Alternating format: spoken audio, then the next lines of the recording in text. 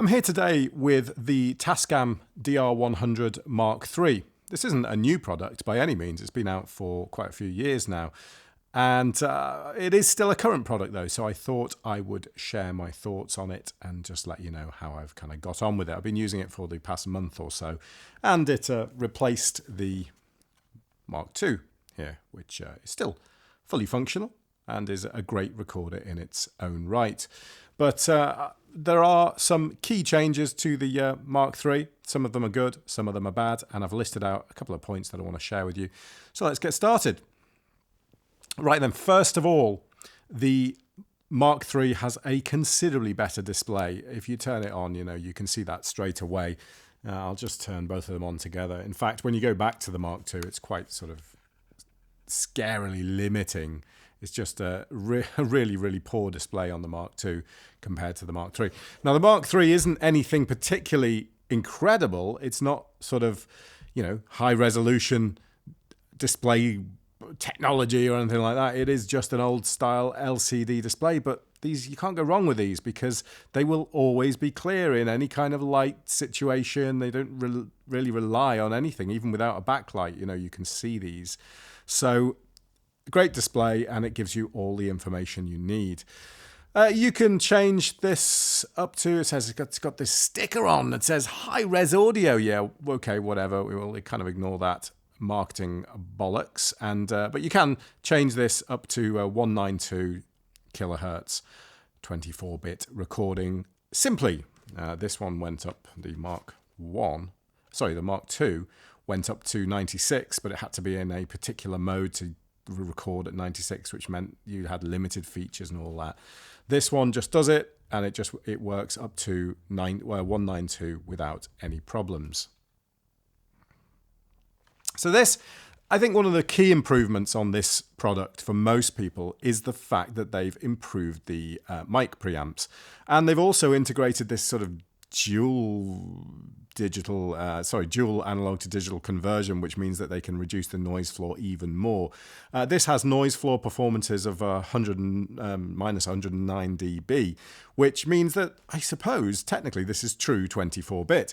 You might hear in a lot of sort of forums you see online that recorders of this type are not, they say they're 24-bit, but basically the bit, anything over 16-bit is really just noise. And what that means is that the noise floor on this recorder, the Mark II, although this is a great recorder, and don't get me wrong, if you look at the reviews that Mr. Rockwell did on this, he tests audio equipment with some serious gear, and this performed remarkably well if you compare to something like the Zoom H4n, which was out at the time.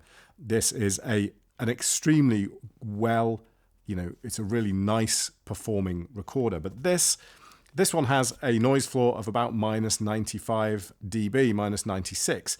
And if you look at 16-bit, well, that's how much 16-bit audio can drop down to before it, it just simply cannot capture the any level lower than that at 16-bit. So effectively, even if you record in 24-bit, everything below that noise floor is just, it is noise, and therefore you're not using those extra bits in the recording. And that's why people talk about these recorders as not being true 24-bit.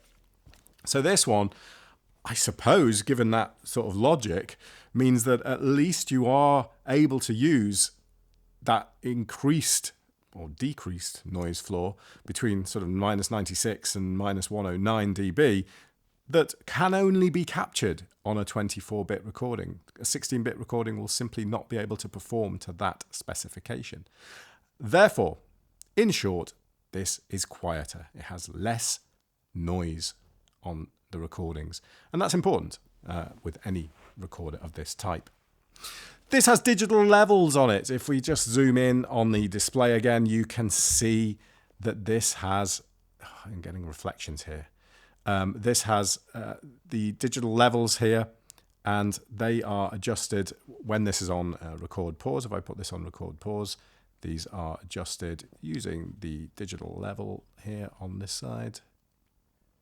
And they can be changed individually or changed both together.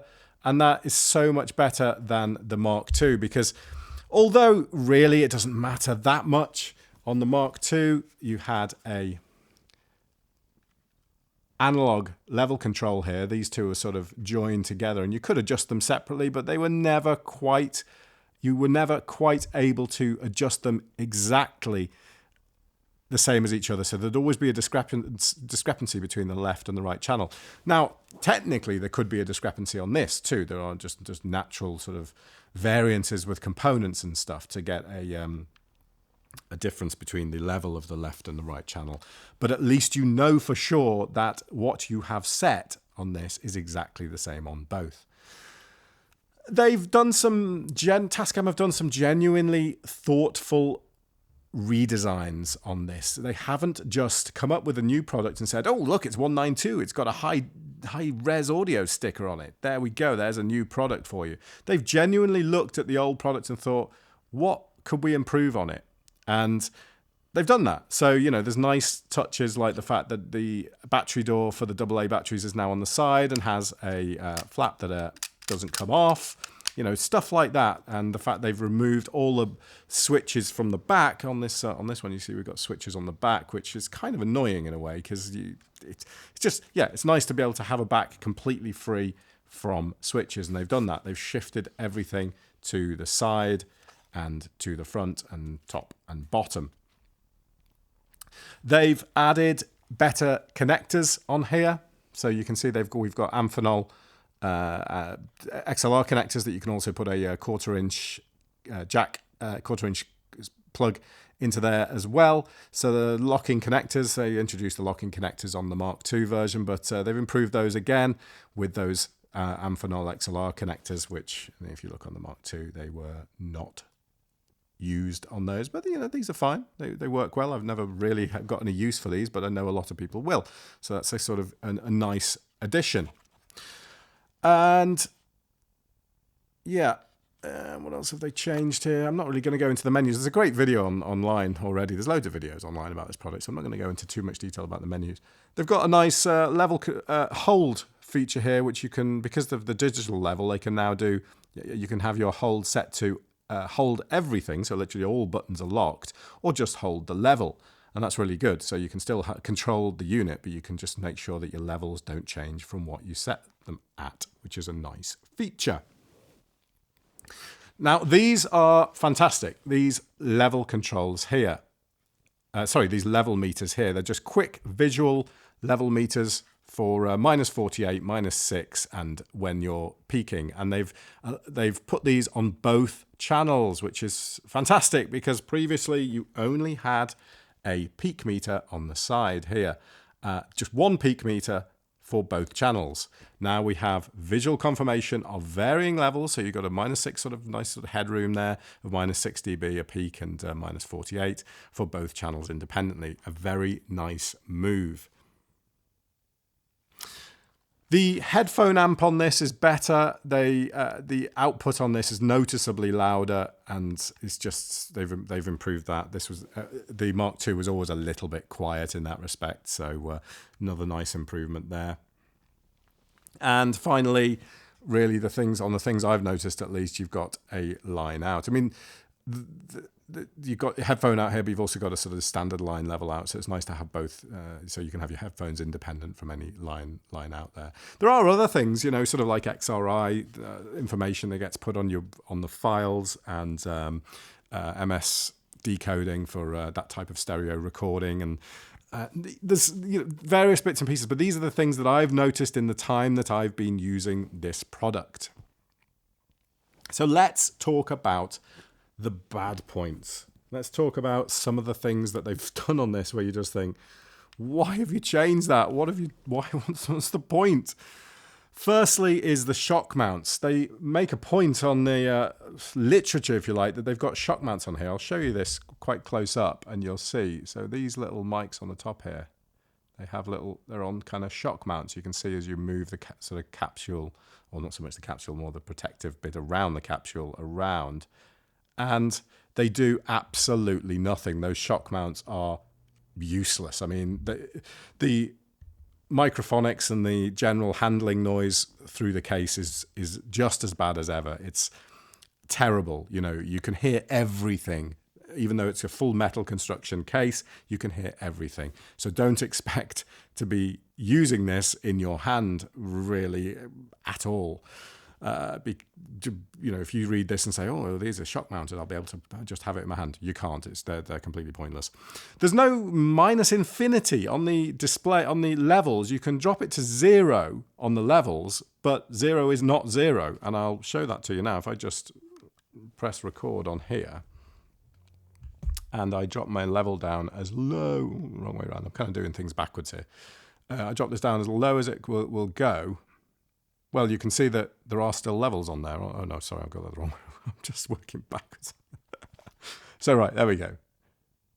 So I've got that set to 0 on the levels. That is as low as it will go. We've got a mic pad here set to on. So if that was off, it would automatically not even go to 0. And still, there are levels coming through. So there is no way to get an actual 0 level on this device, which I find very strange. I'm not sure if I've missed something. But that kind of annoyed me.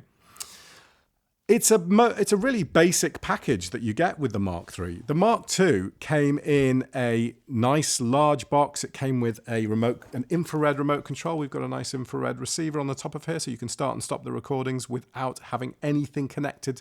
Without having anything connected to the unit and without touching the unit. But they completely ditched that for the Mark III.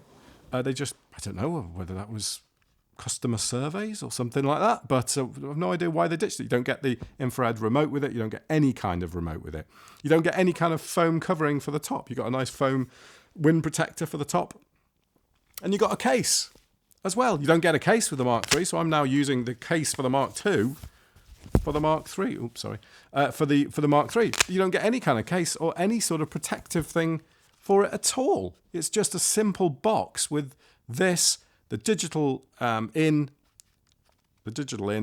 cable, which is different from the Mark II, of course.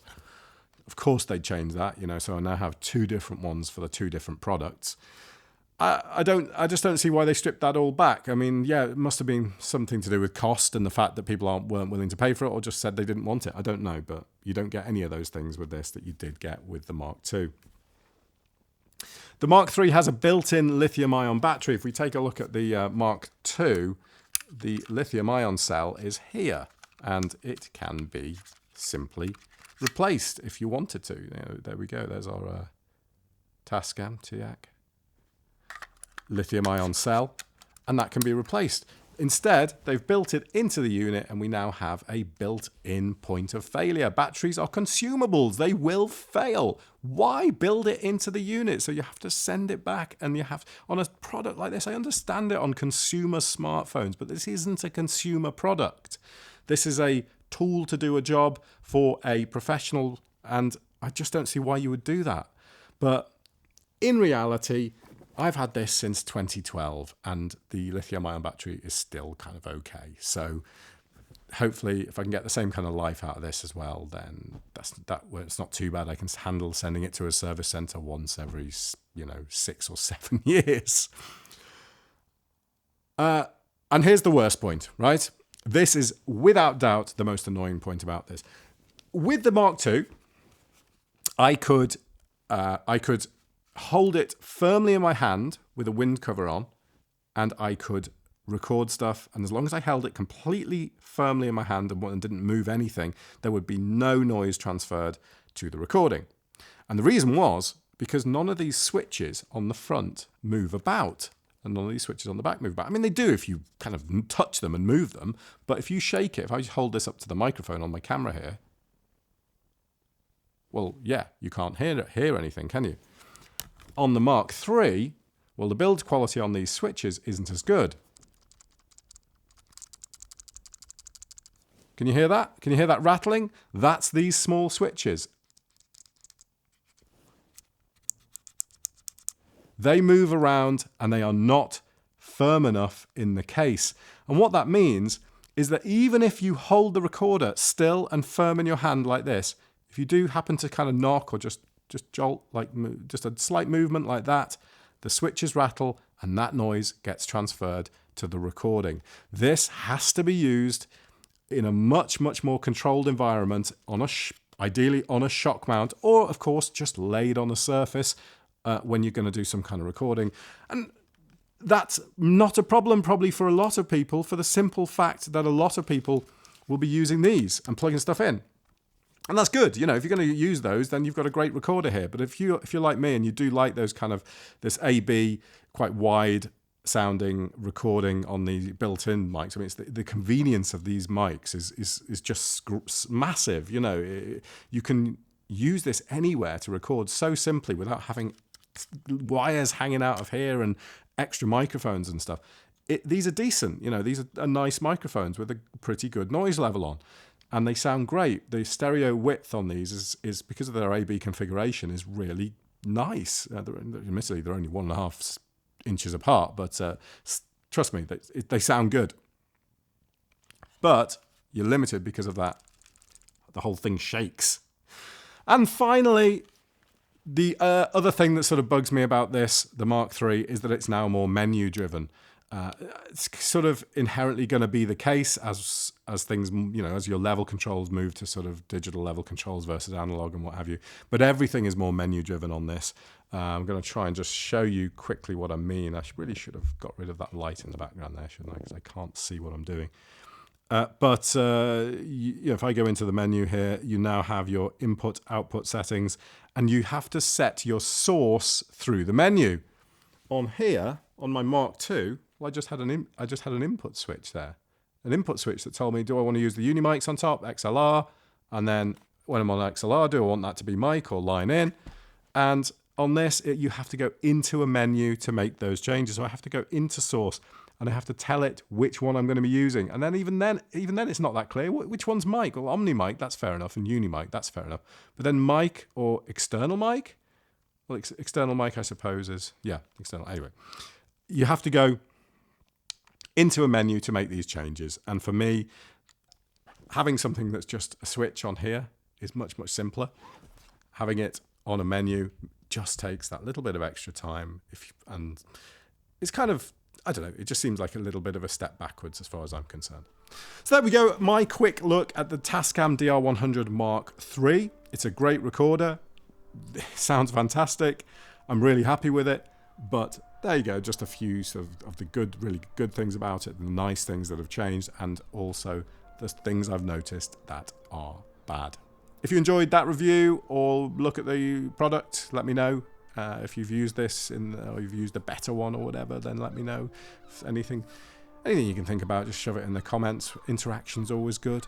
And if you like the video, please subscribe to the channel. Thanks very much for watching. I will see you soon.